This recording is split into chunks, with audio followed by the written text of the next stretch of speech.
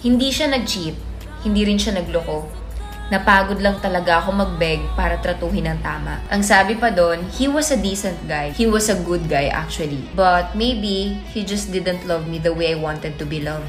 Ito yung kadalasang nagiging mali natin pagdating sa isang relationship. May maayos tayong partner, okay na relationship, hindi nagloloko, nire-respeto ka. But the thing is, kulang tayo sa communication. Natatakot tayo, nahihiya tayong sabihin kung paano natin gustong mahalin tayo. Kasi feeling natin nagmamakaawa tayo, feeling natin nagdedemand na tayo, and feeling natin we're asking for too much. Naniniwala ako na yung pagko-communicate mo sa partner mo kung paano mo na gustong mahalin ka isn't a bad thing. Hindi siya demand. It's just you openly saying na ganito yung gusto mo, sana ganito. It's actually one way of setting boundaries for a better relationship, for a clear communication. Kasi madalas, naghihiwalay lang yung magjowa, magpartner. Kasi hindi na nila nagigets yung isa't isa. Mag-e-expect yung isa, hindi mapupunan ng isa, madidisappoint yung isa, magtataka yung isa. So, alam mo yun, hindi nagtutugma kung ano yung gusto nila at nag-e-end up na maghihiwalay na lang because they feel like they are not meant for each other. But the reality is, kulang lang talaga sila sa communication. Again, paulit-ulit ko tong sasabihin at hindi ako magsasawa. Love is a work. If you want to make it work,